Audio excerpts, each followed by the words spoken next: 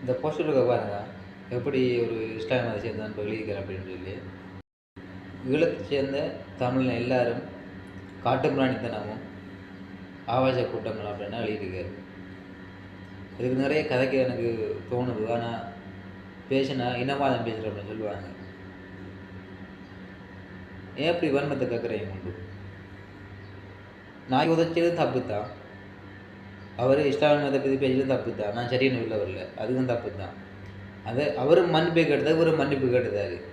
இன்னுமே என் பிரச்சனை தூண்டுறீங்க, இன்னும் என் பிரச்சனை வளர்க்குறீங்க. இந்த பிரச்சனையை முடிச்சுட்டு சந்தோஷமாக இருக்க பாருங்களேன். ஏன் திரும்ப திரும்ப இனமாக அதை தூண்டுறீங்க? நாங்கள் இனமாக தூண்டுன்னு சொல்லுவீங்க, அது நீங்கள் இனமாக தூண்டி கொண்டு இருக்கிறேன். அந்த போஸ்ட்டுகள் நிறைய கமெண்ட் வருது. இப்போ எத்தனை பேர் பார்த்து 400 பேருக்கு மேலே கமெண்ட் பண்ணியிருக்காங்க. அவளும் 2 பேரும் சேர்ந்து கமெண்ட் பண்ணியிருக்காங்க. அவளுக்கு கேவலமாக கமெண்ட் பண்ணியிருக்காங்க. ஏன் இந்த போஸ்டெலாம் போடுறீங்க? இந்த பிரச்சனை முடிக்கிறதுக்கு உங்களுக்கு ஐடியா இல்லையா? திரும்ப பிரச்சனை வளர்த்து என்ன செய்ய போகிறீங்க? இனவா தூண்டி என்ன செய்ய போகிறீங்க? இதை பற்றி நிறைய பேசணும். நான் உங்களுக்கு பேசினா இனமாக பேசலாம்னு சொல்லுவீங்க.